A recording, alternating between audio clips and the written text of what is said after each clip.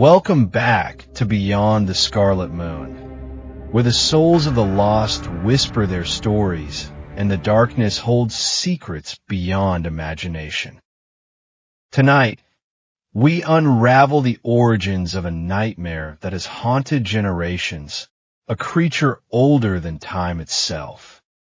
Pennywise, the dancing clown, or rather, the eldritch entity known simply as it. But remember, this is no mere tale. It is watching, and it is always hungry.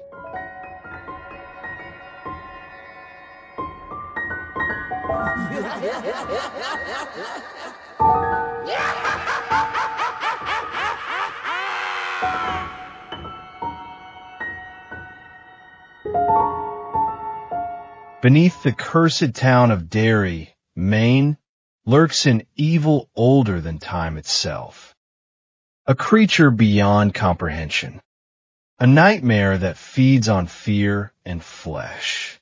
You may know it as Pennywise the dancing clown, but its true form is something more terrifying. Despite its unsettling clownish guise, Pennywise is not human. It is an ancient, malevolent entity that originates from the macroverse, a space beyond space where eldritch horrors dwell. Its true name, Bob Gray, an eerie touch of surrealism from Stephen King. But don't be fooled, it is no mere mortal. It exists beyond time, beyond reality. And at its core lies the Deadlights, a dimension of unfathomable horror, a place where sanity dissolves. Millions of years ago, it plummeted to Earth, crashing into what would later become Derry, Maine. There it slumbered, waiting, until humanity arrived. And when the town was built in 1715, it awoke, beginning a gruesome cycle. Every 27 to 30 years, it emerges, preying upon the people of Derry, feasting on their fears, then vanishing once more.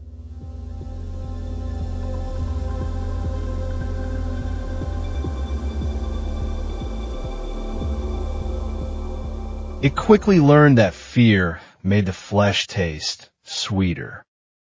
Thus began a ritual, awakening every 27 years to feed. Each cycle, it lured victims, manifesting their deepest fears, transforming into their worst nightmares. For children, it found a form that worked best. A clown. Pennywise the dancing clown. Innocent, playful. But those who saw past the painted smile glimpsed the horror beneath. And by then, it was already too late.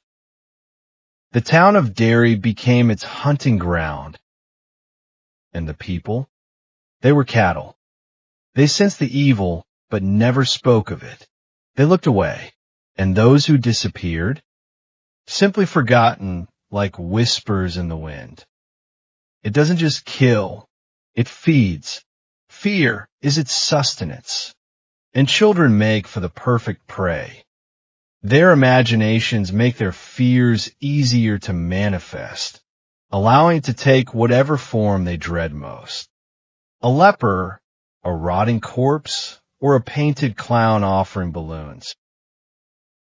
It has orchestrated centuries of horror, like the infamous Kitchener Ironworks explosion that claimed 108 lives, including 88 children.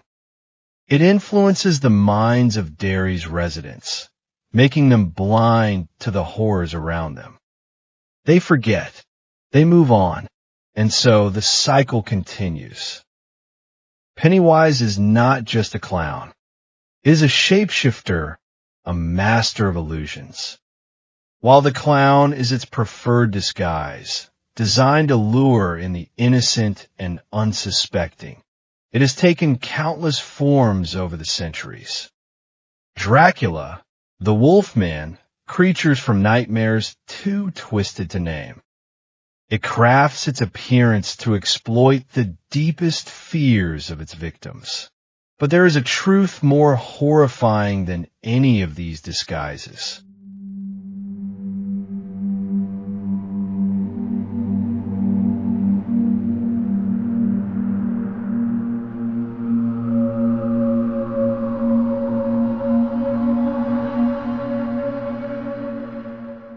In the novel, Bill glimpses its true form, an endless, crawling, hairy entity made of burning orange light. This essence of it, its purest manifestation, is known as the Deadlights, a realm of cosmic horror beyond human comprehension, where time and sanity dissolve. To gaze into the Deadlights is to invite madness. Richie saw them and nearly perished, his mind teetering on the edge of oblivion. It is not just a monster. It is a cosmic predator, a terror beyond mortal understanding. And yet, it is not without opposition. Deep within the macroverse, the space beyond space where it originates, dwells Maturin, the turtle, a force of creation existing in contrast to its destruction. The turtle is ancient and wise, a being of immense power, yet passive in its influence. It sneers at the turtle, mocking its seeming disinterest in the affairs of Earth, claiming superiority. But whether it is truly stronger remains unknown. It revels in its dominance over Derry, yet despite its godlike power, Pennywise is not invincible. Its greatest weakness? Belief. It thrives on terror, feeding off the raw, unfiltered fear of its victims. But when fear is conquered, it weakens. The Losers Club discovered this truth. By stripping Pennywise of its power, by refusing to believe in the illusion, it became vulnerable. It could be hurt, and it could be defeated. The summer of 1958 changed everything. 7 children, outcasts, misfits, united by fear, found themselves bound together against an unimaginable evil.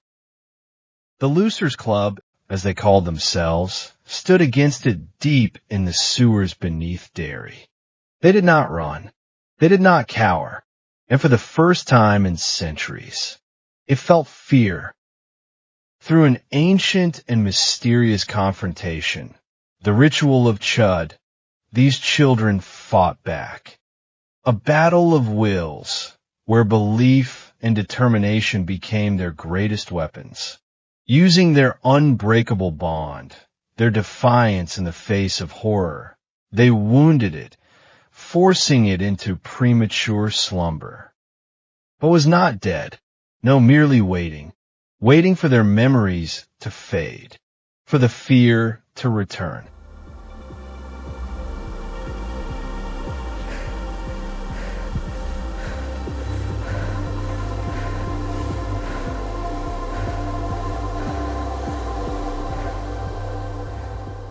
"27 years later, the cycle began again.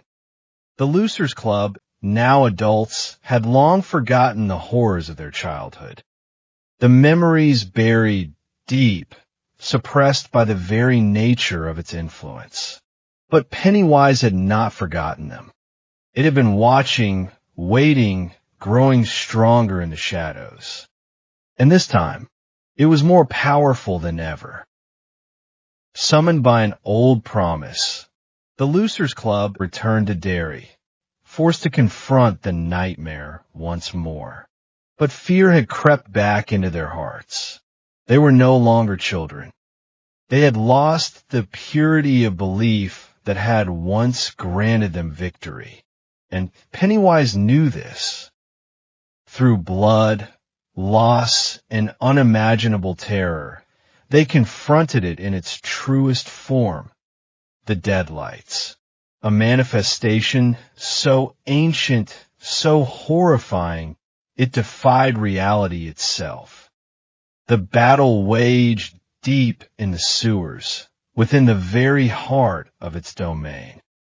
And with the last of their strength, they did the unthinkable, they destroyed it.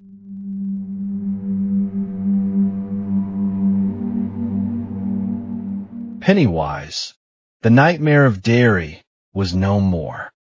The cycle was broken, but the scars remained, etched into the souls of those who survived. And though it was vanquished, one question lingers in the depths of the unknown. But is Pennywise truly gone, or merely waiting beneath the sewers, lurking in the dark, biding its time for the next cycle? After all, we all float down here. Legends say Derry is different now, but on some nights when the town is quiet, if you listen closely, you might still hear it. The sound of laughter echoing through the sewers, a red balloon drifting down the street, and maybe, just maybe, a whisper in the dark calling your name.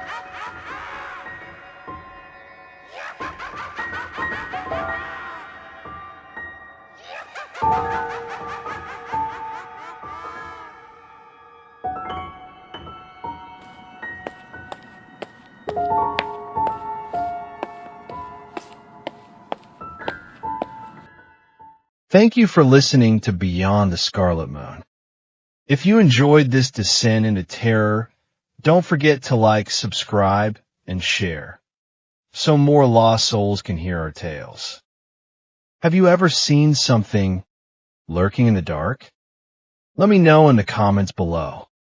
And remember, fear is only as strong as you let it be. Until next time, stay in the light and watch the shadows.